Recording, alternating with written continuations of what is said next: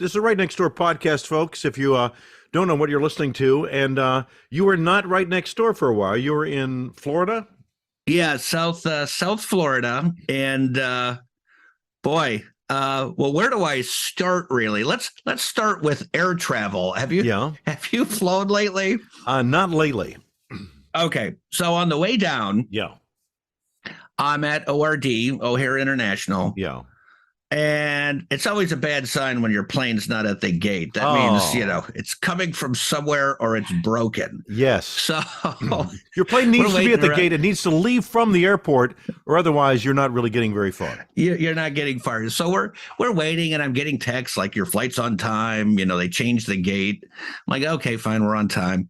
So we're getting close to like 10 minutes before boarding. Yeah. And then one of the gate agents comes on, and they're like, we've got a small delay inbound. So the plane was coming in from Texas. I don't know, Dallas or something. Wow. So they're like, we have a small delay on the inbound side. It's going to be an hour. That's a small delay? Small delay. So the plane finally shows up. Everybody gets off. They send in the cleaning crew, which I don't know what they're doing in 5 minutes to clean the plane. But I How guess clean? How clean can it be? Just in case somebody barfed or something, They just clean up the one seat. So then, they're getting ready to, call, by your category. Yeah. And I was like mid-category. So I wasn't first on. Jeff, I've always known you to be your own category. So that's really interesting to hear. You're a category by yourself, Jeff, if you ask me. So luckily it's fairly orderly. Like normally people are like dying to get on the plane, which, I don't get. But so they're just about to board. And then the gate agent once again is like, we've got a small problem, ladies and gentlemen. Oh, man. And I'm like, oh, boy, here we go. And so she says that the autopilot on the plane is malfunctioning and the pilot will not fly without it. And Laura's like, well, can't the pilot fly without autopilot? I said, I kind of made a mistake when I booked this flight. I didn't realize it was an 800 Max, which was the plane that was falling out of the sky and grounded the for a year. autopilot. Yeah, and the autopilot's what killed one of those planes. Right. So so apparently whatever fixes they did, and it is scary. Those engines, when that plane comes in, it looks like a lowrider. Like the engines, I mean, it's probably higher than this, but it looks like they're like a foot off the tarmac. The engines hang so low to the ground. So I said to my wife, I'm like, well, look, we don't want to get on this plane if the autopilot's not working, because that's how two planes crashed. Yeah. So I'm like, okay, so we're waiting. And then I hear a guy next to me. He's on the phone. He's like, okay, I don't think we're leaving. I need to get me on another flight. And I'm like, Judas Priest, what a way to start. What a way to start the vacation. So somehow with, I don't know, chewing gum and duct tape, the autopilot was fixed. So basically, again, Jeff, this is our life now. We are waiting on robots to give us permission to live our lives. Yeah. So if the robot's in place, I'm a pilot. I'm a pilot. I'm a trained pilot. I've been in the air for thousands of hours. And yet, if I can't have my little robot assistant, we're not going anywhere. Well, on any other plane, he probably would have flown it. But that Max with the goofy engine setup, I wouldn't have gotten on the plane. I mean, like if the pilot says, I'm not flying the plane without it. Well, so this, folks, ladies and gentlemen, this is a Right Next Door podcast. By the way, if you're hearing the sound of our voices, please tell a friend, tell a neighbor, tell your right next door neighbor, tell your neighbor down the block, tell your friends around the water cooler at work. We're going through a little phase right now where we're trying to up our listenership. So tell people, if you enjoy the Right Next Door podcast, tell people. Because also, Jeff, this is important. You want to communicate with fellow humans because the robots are becoming more and more important in our lives. And right now, you have actual neighbors. Soon, your neighbor could be a robot, Jeff. It could be a bot at any moment. It's going to be every pot. You were waiting up for them in the airplanes. We're waiting for them right next door, at work, at home. The robots are coming. The robots are more a part of our lives. Your story about waiting for the robot to get on the airplane is very crucial. So if you care about neighbors, if you want to hear stories about neighbors, if you want to complain about your neighbors, if you want to laugh about your neighbors, listen to the Right Next Door podcast and tell your friends. And maybe tell your neighbors. Tell your neighbors, yeah. So anyway, the trip down, went with, aside from that little glitch. Yeah. I mean, we were we were delayed, I don't know, 90 minutes or something total, because they do end up making it up in the air, which I always thought was a fallacy. But wait a minute, somehow, so they can go faster in the air. They just choose not to. Look, there was a flight from LA back to Chicago where the pilot had a tailwind. Yeah. I could not believe. I mean, we were LA to Chicago in like 2.5 hours or 2 hours, 45 minutes. He must have just been screaming. I didn't even know that was possible. So sometimes, like if you have like the usual run to your in-laws, and you can make that trip from Chicago to Naperville in an hour 15. If you're really in a hurry, you can make it in 37. It's just like that. It's all relative, yeah. So the way down. So speaking of robots, on the trip home, I wish the guy in front of me was a robot. Yeah. So going down was nothing. Coming back, again, a neighbor. It's like your next seat neighbor. My next seat neighbor. So it's, I got the window. My wife's in the center. Another guy next to her. And we're in the emergency exit row. Okay. Which I tend to get because I upgrade into them because you get more leg room. Yeah. So both going down and coming back, somebody's in our seats, and so I got tired of dealing with that. So luckily there was a flight attendant. I'm like, there's a lady in our seat. So she's like, I've got, whatever it was, 16A. And I'm like, you're in 17A, So she gets up and she moves. So I'm like, okay, fine. Crisis averted. On the planes now, they have this little gizmo in the top of the seat where at the top of the seat in front of you, where you can fold it down, stick in your phone, and watch your movie. Oh, very good. So trays down, cocktails have arrived. Yeah. I got my phone in there. I'm minding my own. And so we're drinking highballs. And for those of you that are not old school, that's bourbon and ginger ale. Oh, yeah. Good stuff. So I'm minding my own business, watching the movie, and then the jamoke in front of me, and I'm using the term jamoke because I don't want to swear on the podcast. Yeah. He starts banging into his seat, which I don't notice. Like my wife notices right away. And he's banging so hard that my phone falls off, hits my drink, and then I'm soaking wet in a highball for the last 90 minutes of the flight, all over my carry-on. Like I could feel. So he bounces the back drink into my shoes. Bounces his head back in the seat. Is he on? He's on an autism spectrum. Don't want to say anything bad about our friends who are on the autism spectrum. He was not. I called him an amateur traveler only because I didn't want to start an incident on the plane. What he was trying to do was recline his seat. So without the button, without pressing the button. No. If you're in an emergency row, those seats do not recline because they have to stay upright in case of emergency. Yeah. So the idiot spills my phone's covered in drink. Everything is soaking wet. So he turns around and he's like, did I do that? I'm like, no, it was the massive turbulence we just hit. Of course you just did this. And I Did you actually say that? I did. Yeah. And I said, I get that you must be an amateur flyer the first time you've ever ridden in an exit row because these seats don't recline. You're in an exit row. Yeah.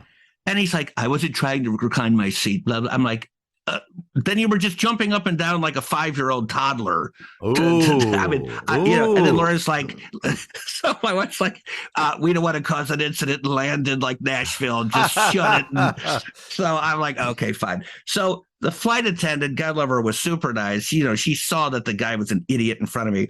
So she brought me a bunch of towels and so she goes, is there anything else I can do for you? I'm like, well, another Jack Daniels on the rocks would help. Yeah. So she brought me another drink, and then I just sat there soaking wet until we and then we get off the plane. It's 11 degrees. So my sweater is like literally soaking wet. So I can't even leave the airport. I'm wearing like a golf shirt in the 11-degree weather to get, so it was a mess. Well, you and I love cocktails. We do enjoy cocktails. I do enjoy a highball.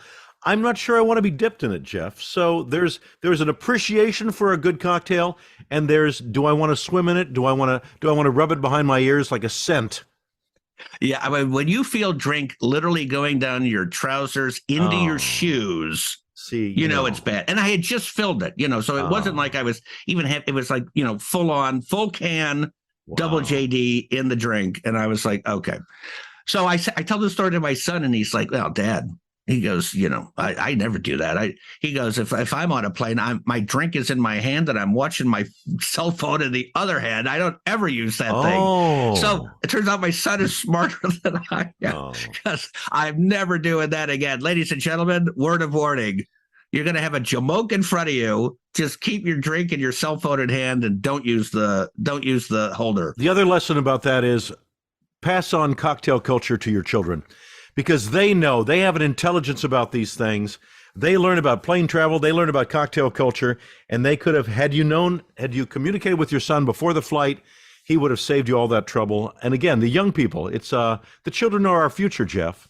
And they sometimes they know better than we do. I should have consulted them ahead of time. This is something I never thought in a million years would happen, but one and done. I'll never do it again. But fortunately, you're in Florida. There are no crazy people in Florida. There are no neighbor issues in Florida. So it was pretty much you didn't come back with any information, any amusing stories that we could use on the podcast, which is kind of a shame. But because Florida is such a mild state, there's nothing crazy happening in Florida.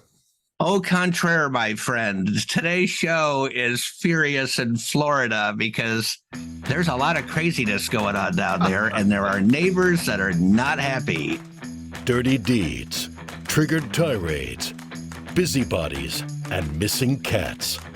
They say tall fences make good neighbors, but bad neighbors make the Right Next Door podcast. So, Darren, in Florida, there's a West Coast and an East Coast, obviously. Yes. Most Chicagoans, for whatever reason, are on the Gulf side. Okay.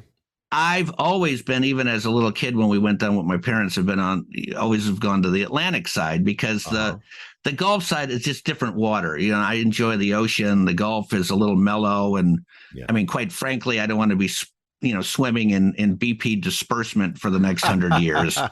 So the ocean, way better, in my opinion, than the Gulf side. But most people from our area would completely disagree with me. Okay.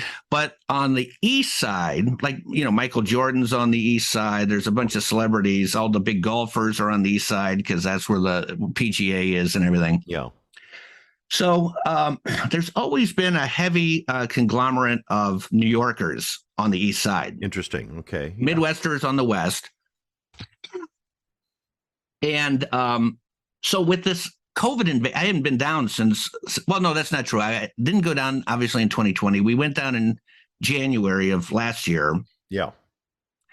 And the market down there is crazy. They're literally just making up prices. Like houses that would sell, 3, 4, 5 years ago for, somewhere between $500,000 and $800,000 are now like $5 to $7 million. Like insane. Like they're just making up prices. Wow. And the New Yorkers are buying them. So there's a huge invasion of New Yorkers that are down there, more so than there had ever been in the last 40 years that I've been going down there. That's a good thing then. I think people from New York are generally considered really mild-mannered, easygoing folks, right? So if you have a new neighbor from the New York area, I think that isn't that a good thing, Jeff? They're cosmopolitan, they're urbane, they're wonderful, interesting conversationalists. So what's the problem? Well, am I wrong? Am I wrong? Au contraire, my friend. Another au contraire. The New Yorkers are highly aggressive individuals, which I don't care. I mean, we're from Chicago. It's not like we're pushovers, but there's a certain level of manners that people from the Midwest have that New Yorkers simply do not possess. So I'm going to give you an example. So we gas up at the Costco down there because they're like, 20 cents a gallon cheaper. I've never seen anything like this. There's stop and go lights on the pumps that tell you which pump is open. That's how much volume this Costco does in gas. Wow. So there's multiple fueling stations with, red and green lights for each pump. Yeah. And the queue is super long. So when I first pull in, I pull in the main entry, and then I turn down this little separation area of the parking lot. And then I figure out that I can't enter the queue there because the queue is already, heading the other direction. Yeah. So as a Midwesterner, I'm like, oh boy, I've got to get to the end of the queue. So I make a right-hand turn, go all the way around, do a U-turn, get in queue. Yeah. So I get back to the point where I was originally, and a big old giant black Mercedes-Benz is in the same spot I was 5 minutes ago. Yeah. And I know right away she's from New York because she's got the big bouffant hairdo. Oh dear. Right out of Central Casting. Yeah. Yeah. And so she's creeping up and trying to nudge in front of me. And I'm like, Pumpkin, there's no way you're getting in front of me. Get to the back of the line. So I get within an inch of the guy in front of me, and I'm like, you want to crash your Benz into this rental? Go right ahead. I don't care. It's not my car. Yeah. So then she's looking at me, and then I look at her plate. Sure enough, New York. So I just start laughing, and I turn to my wife, and then I look back at her, and I point in the other direction, like lines back there. And then she just looked at me like, I'm not going, she gave me one of those New York, scowls. And then unfortunately, the guy behind me let her in. So her behavior will never change. Well, yeah, because her behavior will never change because she's just like, I'm just going to muscle my way in. I don't need to get in queue. I'm from New York. Oh, man. So that is one example of the invasion that's going on down there. And there was a story out of Pompano Beach, which is one of the older school, communities down there along the ocean. Well, so I'm going to stop you. So neighbors, one thing that makes you neighborly is familiarity. You're right next door. You're a right next door neighbor. You're maybe familiar with the area. There's a friendliness that's bred by that. If you're an interloper, if you're not a neighbor, but like a crazy outsider trying to insert your aggressive tactics into a place where you've not been before, that's not very neighborly, Jeff. It is not very neighborly. And I mean, you're a bad neighbor. You're not a neighbor.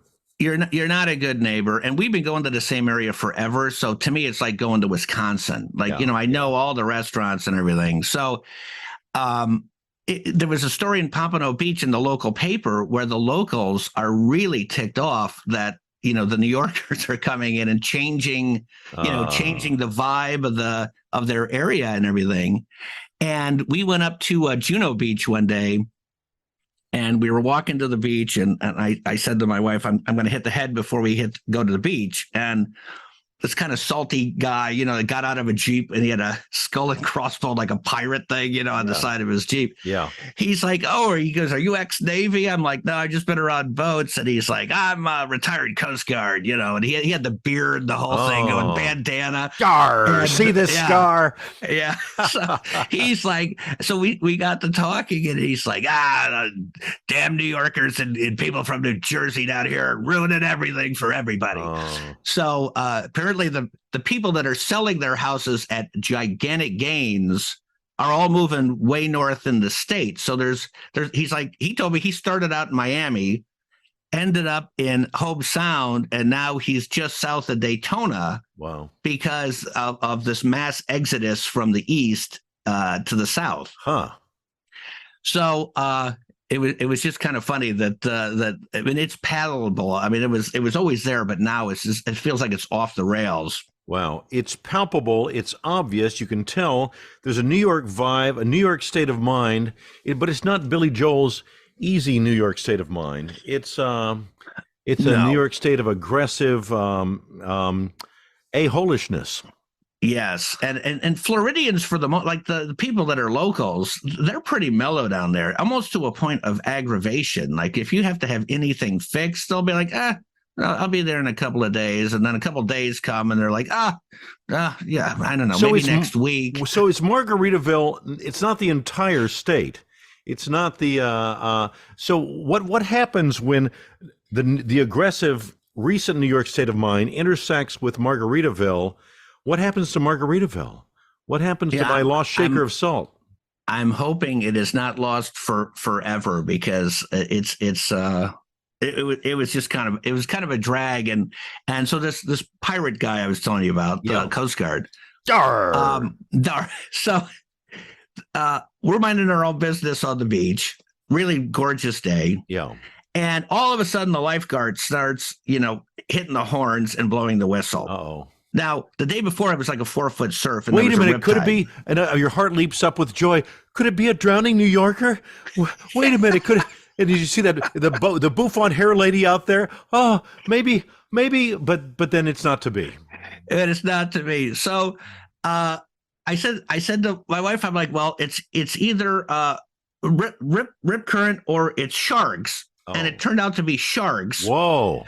So the same Coast Guard guy that I met, we happened to be leaving at the same time. But if there are sharks out there, the New Yorkers and the sharks, they kind of get along. They're kind of simpatico. So maybe send 5 or 7 New Yorkers out there, have them talk to the sharks. They speak the same language, Jeff. Well, I think the New Yorkers were actually in the water because they wouldn't get out of the water. Oh. It wasn't like Jaws where everybody's screaming to get it. So the guy goes down there and he says to this woman, like, you got to get out of the water. There's sharks. And he has it on video. There were 8 hammerheads. Wow. So they weren't like nurse sharks. Like Yeah. a hammerhead is not a man eater, but it will take a chunk out of your thigh. Yeah. Just to see what you are. Yeah. And you so need she's like, you need all of your thigh, even in New York. You need all your parts. yeah, that's a vacation ender if you've got a giant, you got 900 stitches in your Oh leg. no, I got a drink in my So- hand and a shark bite in my leg. This is the worst vacation. Yeah. So you know what the lady says to him? What? You're not a lifeguard. I don't have to get out of the water. And he goes, well, let me show you this video. So he shows her the video of like a, 7-foot hammerhead coming within like 3 feet of her. And she's like, yeah, I don't care. I'll swim with the sharks. It doesn't bother me. So that's why the lifeguard kept going on the horn because people would not get out of the water. Well, she's It like was one of those great. new age New Yorkers. Like, well, I had my children in a big pool with dolphins. How could it be different from Right. swimming? We can swim with the dolphins. We can swim with the sharks. We New Yorkers can bully any creature. So yeah, let me in there. Let me. Yeah, I'm not afraid of any sharks. Could have been So, a I New mean, York attorney. Yeah, just let him in the water. Just there should be a separate part of the beach, kind of delineated for sharks and New Yorkers. Just have a little a row of buoys in the water to delineate the area. That would be. Yeah, we should have just started throwing chum in the water just to let them That's get right. Yeah. just to let them see what it's like. Hey, But, lady, go on in. And could you take my wife this steak? She's over there. So just let me put this around your waist and just go out there, wade out there to my wife. She's over there. So yeah. Bring these fish heads out Yeah. 10 yards off Could you, ashore for me, please. Hey, be a chum, be a pal. Oh man, that would have been something. So anyway, that was. But other than that, we had a delightful time as we always do. But it was just kind of crazy what. Well, we're what glad was to going have you on. back, Jeff, back here around the neighborly Midwesterners in the Chicago area.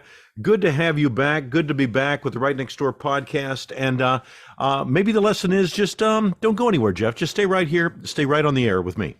Yeah, and there's no sharks in Lake Michigan, so we don't have to worry about that. Amen. Or New Yorkers for that matter. You have a neighbor who's driving you crazy. Tell us about it. RightNextdoorPodcast at gmail.com. The Right Next Door Podcast is an unscripted production of Eversharp Media, which takes a satirical look at local news coverage and social media. The material, views, and opinions expressed are not necessarily those of the talent, guests, or the production company. Celebrity voices impersonated, including this one.